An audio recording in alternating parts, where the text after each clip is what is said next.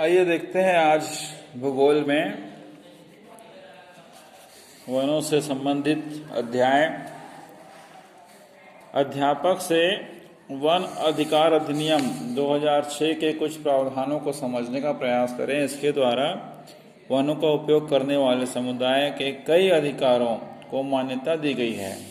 ठीक है, इस अधिनियम में अंग्रेजों के द्वारा जो गलतियां हुई थी आदिवासियों के ऊपर, उस पर विशेष ध्यान दिया गया है, जिसे वन अधिकार अधिनियम 2006 के नाम से जाना जाता है।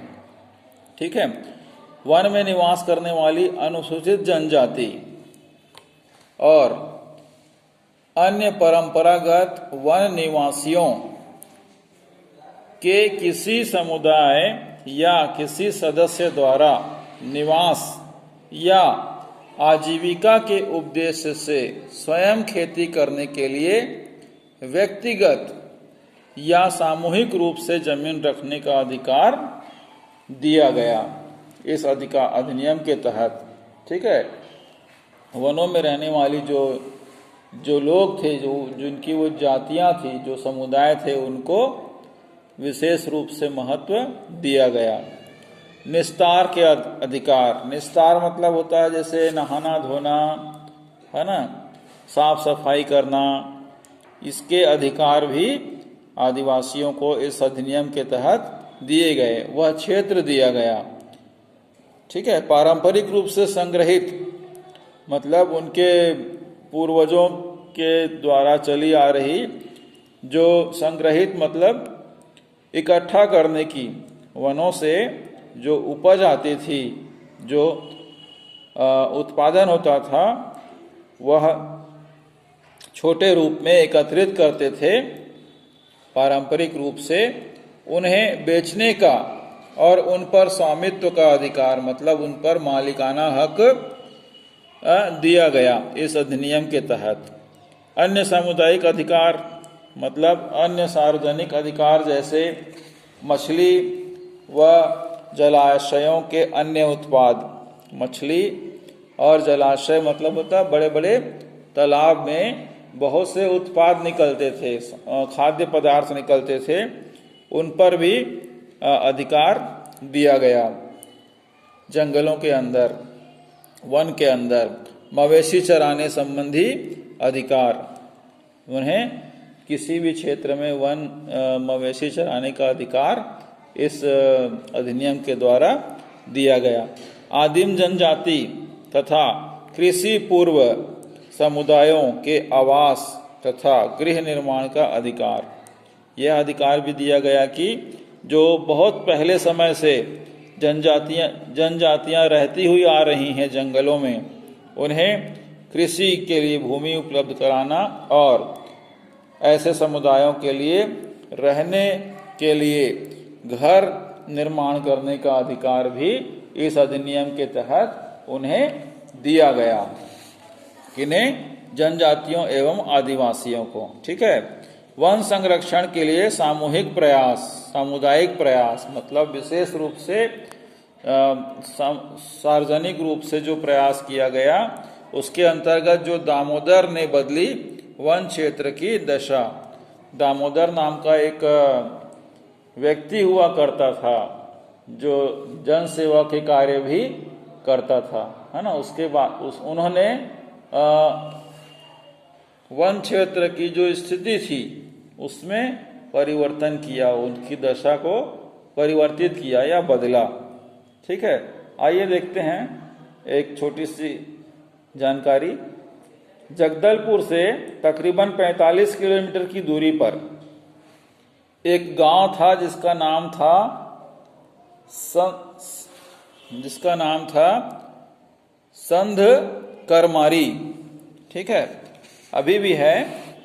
साल और मिले जुले पेड़ों से घिरे जंगल के बीचों बीच धान के खेत फैले हुए थे। जंगल और खेतों से घिरे हुए इस गांव की सीमा उड़ीसा से सटी हुई थी या लगी हुई थी, उड़ीसा राज्य से लगी हुई थी। यूं तो अधिकांश सीमा कुरंदी नामक छोटी नदी से बनती है। एक छोटी सी नदी थी जिसका नाम था कुरुंदी। यह नदी क्या बनाती है? छत्तीसगढ़ और ओडिशा की सीमा निर्धारित करती है, बॉर्डर निर्धारित करती है, उस नदी से बनती है। लेकिन कुछ हिस्से पर मेड़ भी बनी हुई है। मेड़ मतलब भूमि का उठा हुआ हिस्सा, ठीक है, उसे बोलते हैं मेड़। खेतों में बीच बीच में भूमि का उठा हुआ हिस्सा था जो एक दूसरे से खेत को अलग करता हुआ प्रतीत होता है, उसे मेड़ बोलते हैं। ठीक है, गांव की बसाहट काफी बिखरी हुई थी। बसाहट मतलब होता है बस्तियां, ठीक है, बस्तियां बिखरी हुई थी जिसमें 7-8 समुदाय के लोग बसते थे। 7-8 प्रकार के लोग, 8 सदस्य परिवार के लोग रहते थे। ठीक है, धान के खेत फैले हुए होने के बावजूद गांव की सीमा में काफी हिस्सा जंगल का है, जिसमें से कई नदी नाले बहते हैं।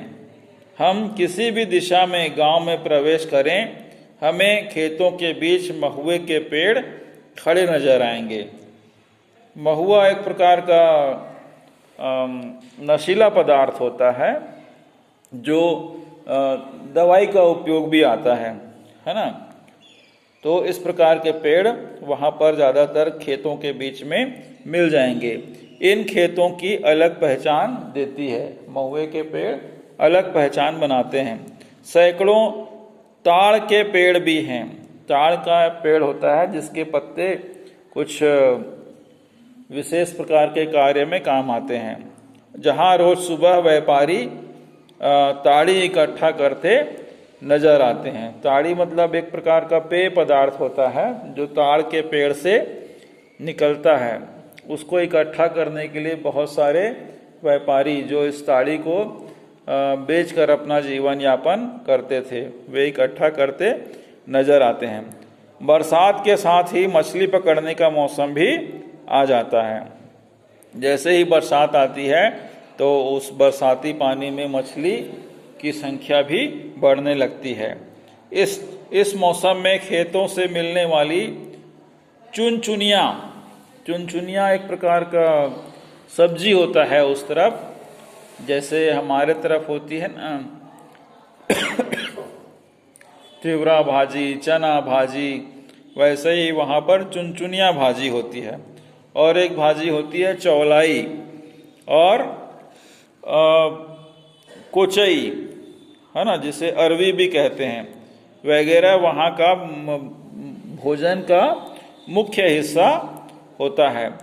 शाल के पेड़ों से मिलने वाली खूमी, शाल के पेड़ों से मिलने वाली खूमी मतलब एक प्रकार से खाने के योग्य छोटी छोटी छतों के जैसा, छत्ते जैसा होता है ना, छाता, उसके जैसा छोटा छोटा पौधा होता है जिसे कुकुरमुत्ता भी कहते हैं, है ना।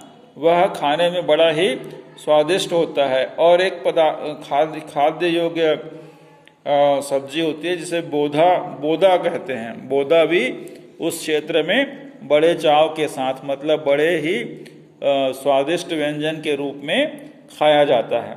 मौसम के अनुसार लोग 5 तरह के जिमीकंद जिसको हम बोलते हैं जिमी कांदा, और उसे वास्तविक में बोलते हैं सब्जी की भाषा में रतालू, है ना, आलू के जैसे का होता है, बड़ा बड़ा होता है जिमीकंद, ठीक है, भी जंगल से लाए जाते हैं, उगाए जाते हैं।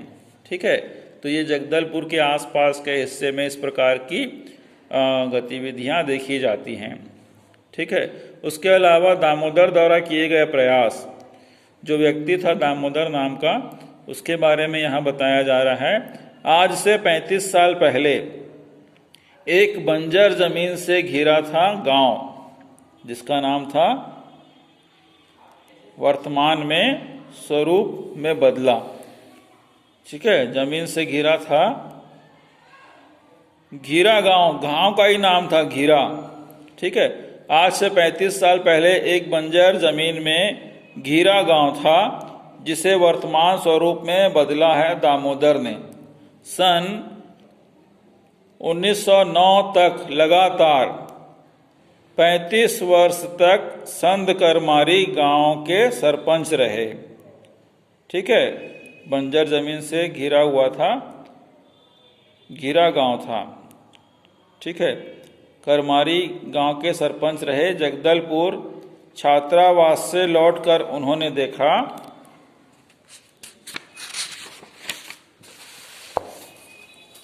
कि जंगल के बड़े पेड़ काट दिए गए हैं और लोगों को चूल्हे में जलाने के लिए जड़ें खोदकर लानी पड़ रही हैं। जंगल के बड़े पेड़ काट दिए गए हैं और लोगों को चूल्हे में जलाने के लिए जड़ें खोदकर लानी पड़ रही हैं। इस प्रकार से जहाँ भी दामोदर गए उन्हें पेड़ों के ठूंठ नजर आए, अर्थात पेड़ कटे हुए नजर आए। उन्होंने बताया कि यह गांव के निस्तार के लिए भी उपयोग किया जाता था। वे सब कुछ बेचकर खा गए। इस प्रकार से इस घटना को देखकर दामोदर दुखी हुए और उन्होंने कुछ करने की सोची। इस प्रकार से जंगल को काटा जा रहा था तो उन्होंने कुछ सोचा और सन 1976 से 70 में उन्होंने सरपंच पद का चुनाव लड़ा और वहां पर वे जीत गए और उन्होंने बहुत अच्छे कार्य करने लगे। यहाँ पर एक चित्र दिख रहा है, आप ध्यान से देखिएगा। यहाँ पर बताया जा रहा है एक अनुष्ठान, मतलब एक पूजा होती है जो मावली देव में पूरा होता है। मावली देव देवता माना जाता है आदिवासियों के बीच में, उसकी पूजा हो रही है। यह चित्र दिखाया गया है। देखिए, ये आदिवासियों का इलाका, इस प्रकार से उनका परिधान और इस प्रकार से देवी देवताओं की पूजा की जाती है। ठीक है, आगे देखेंगे। यह एक चित्र दिख रहा है, मावली कोट में तीर्थ स्थल को जाता रास्ता। ठीक है, मावली कोट में एक स्थान है, वहां पर एक तीर्थ स्थल को जाता हुआ रास्ता दिख रहा है। चलिए आगे देखते हैं। जंगल की सुरक्षा के लिए कुछ लोगों को नियुक्त करना पहली जरूरत थी। सहायता के रूप में लोगों से उनकी जमीन के हिसाब से अनाज लिया गया। सहयोग के लिए, जंगल को बचाने के लिए जिसकी जिस प्रकार की जमीन थी उसमें से उसका कुछ हिस्सा अनाज के रूप में लिया गया। नष्ट हो चुके निस्तार के जंगल को हरा भरा किया गया। जो जंगल नष्ट हो गए थे उसे फिर से हरा भरा किया गया और बडला कोट, जिसे कहा गया उगाया गया वन, इस स्थान को बडला कोट कहा गया, अर्थात उगाया गया वन कहा जाने लगा। वहाँ पशु चराना बंद किया, उस क्षेत्र में पशुओं को चराना बंद किया गया। मौसम विभाग से बीज प्राप्त करके वहाँ पर सरपंच ने, दामोदर ने आम, चिरौंजी, महुआ, बीजा, साल, शतावरी, जामुन, आंवला, सफ़ेद मूसली, काली मूसली आदि उगाए। आज 35 साल के बाद यह 215 एकड़ का जंगल इस बात का प्रमाण है, सबूत है कि लोग अपने बल पर कितना कुछ कर सकते हैं। ठीक है, संध करमारी के लोगों की एक और संपदा है, वो है मावली कोट या मावली देवी का एक पवित्र जंगल है। इससे 100 एकड़ के पुराने जंगल में लंगूर अर्थात बंदर, उड़ने वाली गिलहरी भी और अनेक पक्षी रहते हैं। यहाँ अनेक औषधि वनस्पतियाँ भी मिलती हैं जो दवाई के कार्य में आती हैं। यहाँ हमें पता चल सकता है कि पुराने जंगल में किस तरह की विविधता हुआ करती थी, किस प्रकार की भिन्नता हुआ करती थी। जब दामोदर सरपंच बने तो यह जंगल भी सिकुड़ रहा था। जब सरपंच बने दामोदर नाम के व्यक्ति तो यह जंगल क्या हो रहा था, सिकुड़ रहा था, अर्थात खत्म होने की स्थिति में आ गया था। तो उसे उन्होंने अपने प्रयास से बहुत अच्छा बनाना की सोची। दामोदर की कोशिश से लोगों ने जंगल की रक्षा करनी शुरू की। इस वन के नजदीक के खेत लोगों ने छोड़ दिए ताकि जंगल फैल सके। यह वन बस्तर में सबसे बड़ा क्षेत्र माना जाता है। ठीक है, तो आज के लिए इतना ही। अगली पढ़ाई आने वाले दिनों में आपसे की जाएगी और 5 प्रश्नों के सवाल भी, उत्तर भी आपसे पूछे जाएंगे। ठीक है, जो आपके पेज क्रमांक 84, 85, 86, 87 में मिलेंगे। ध्यान से खोजिएगा। जो खोजने में सफल रहेंगे वे अच्छे पढ़ने लिखने वाले बच्चे की श्रेणी में आएंगे।